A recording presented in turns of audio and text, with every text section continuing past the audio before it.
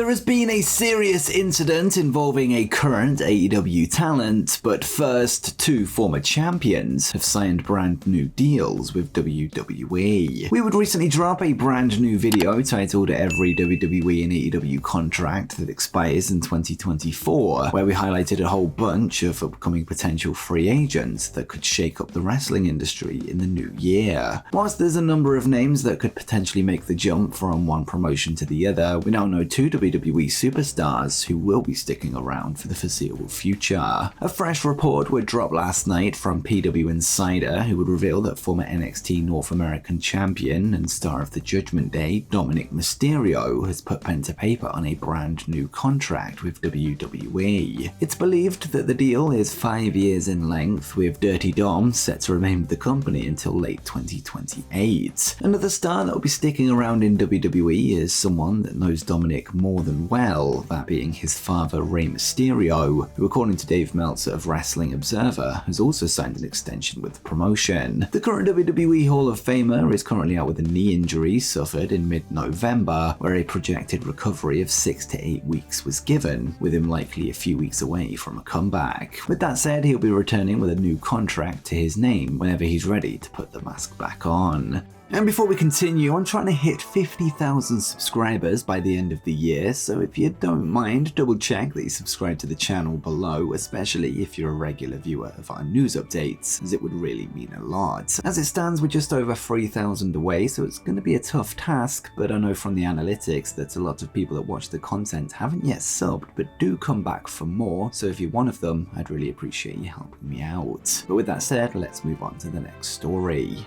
Next up, TNA Wrestling have made one of the biggest signings in company history. At the Hard to Kill pay-per-view on January 13th, Impact Wrestling will once again become TNA Wrestling as the promotion head into a whole new era in the new year. The show will go down at the Palms in Las Vegas, with the company expected to go all out to keep hold of the eyes that the rebranding will bring to the event, with the TNA name piquing the interest of many lapsed and former Impact fans. Since the rebrand was made official, TNA have announced the signings of former IWGP Junior Heavyweight Champion Kushida, as well as former ICW World Heavyweight Champion Trent Seven, whilst former Impact World Champion Eddie Edwards has signed a brand new deal. With that said, TNA President Scott D'Amore would appear on Busted Open Radio yesterday to tease that the best is yet to come, revealing that he's close to signing one of the biggest names in TNA history, something that will be announced at Hard to Kill, and he would say, "We're going to have a lot of fun, we're going to have surprises for you, some unexpected things, including we are right there at the goal line of finalizing one of, I think, one of the biggest signings in TNA. I think it's something that is really going to shake things up on January 13. If you've been saying, I'm looking for something different, we're giving you a lot, someone we have in store for you that night is going to blow your socks off." There are a number of huge names on the free agency list right now, including the likes of Bill Goldberg, Dolph Ziggler, and Mercedes Moné, although beyond speculation, there's no confirmation on who the mystery signing is just yet. However, there's very few available names that would meet the criteria laid out by D'Amore, making the three names mentioned top of the potential list. But who do you think the mystery TNA signing will be? Let me know in the comments down below.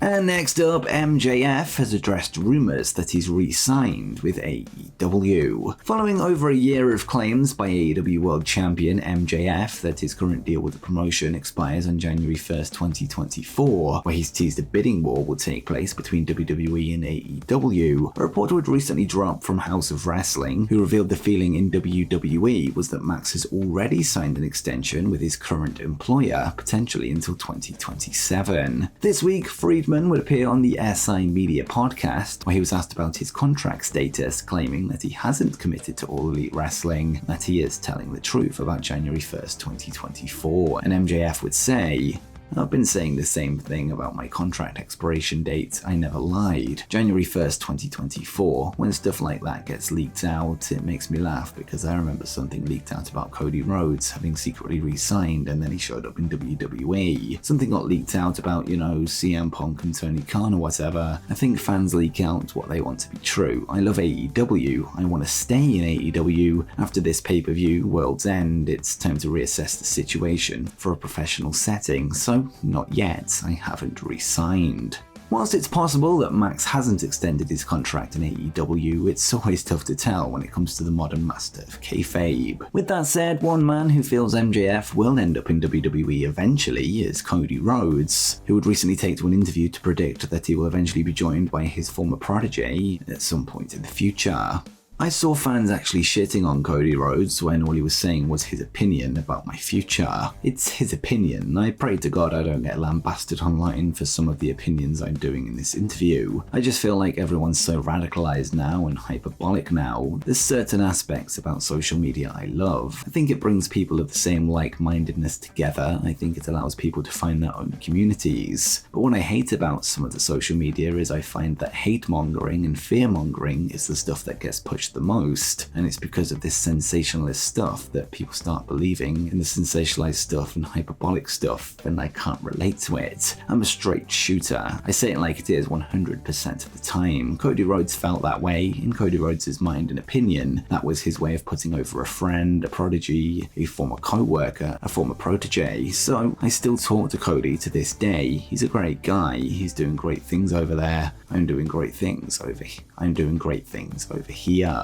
And next, CM Punk's lawyer has revealed some details regarding the Brawl Out situation. CM Punk's All Elite Wrestling run would unfortunately be marred by a number of controversies, one of which being the backstage fight involving the Elite at AEW All Out 2022, a situation that would see all involved suspended from the company. Stephen P. New, a wrestling lawyer that would be familiar to fans of a certain podcast, would speak on the House of Kayfabe podcast this week to reveal that he represented the Second City Saint in a legal capacity recently, this on top of Ace Steel, who was also involved in the controversy. When asked when he became involved in the Brawl Out scenario, Stephen would say, "I was representing someone else who shall remain unnamed. That started the day after Brawl Out. A couple of months later, CM Punk got my phone number, texted me, and was just able from that point forward. Punk had a legal team already, Ace Steel, not so much. We talked about different things. I'm greatly limited what I can say, just like Ace was on another podcast. What I would like to say from all of that, those two are two of the most stand-up greatest guys that I've ever known, particularly around the pro wrestling industry, which can get a little carny at times. Both of those guys are straight shooters. Both of those guys are honest to a fault. Both of those guys are loyal, fiercely loyal to one another and the people within their camp. It became readily apparent that we were going to be good friends and that I would provide an outsider's perspective on what they had to deal with and some legal expertise as someone who has had this connection to the pro wrestling business, both as a fan, I understand this stuff. I know who the personalities are, and from representing other folks, I had some information that hadn't been previously known, let's say. No, he's also the legal representative of Jim Cornette, who is a vocal critic of both the Elite and AEW, and Stephen would be asked if this somehow has affected his dealings with AEW lawyers. Whilst at first, Jim's words would be used against Stephen during his early runnings with the AEW legal team prior to All Out, although by that time he'd earned their respect, and he would say, "It got better with time. I will say this, it got better with time because at first, when AEW started, Cornette was calling Orange Cassidy My Little Dog Pockets. Cornette was calling Joey Janela Jelly and otherwise taking a crap over AEW. I don't think that sat well with people at AEW, including the legal team. When situations arose, and we had many, and I had to deal with AEW's legal team, I think they thought I was an extension of Cornette. They treated me at first like I was an avatar of Cornette, particularly where Janela was concerned." And next we have the latest on a serious incident involving a current AEW talent. This past weekend, current AEW manager CJ Perry would reveal that she was suffering from an infection in her finger that travelled up her arm, forcing her to go to ER for treatment. The incident would lead to her missing her debut for Mexican promotion CMLL, as well as the latest taping of AEW Collision, where she would have represented her client Andrade El Idolo at both shows. Last night, CJ would provide an update on her situation, revealing that she's still in hospital and that things have gotten worse, and she would write, "I have been in ER and hospital for over 50 hours. The infection has gotten worse and I'm going into surgery tonight. Please keep me in your thoughts and prayers. I love you all." hopefully we can hear some positive news regarding the surgery in the coming hours, and hopefully the infection can be contained and ultimately treated successfully. And before you go, make sure you check out every WWE and AEW contract that expires in 2024.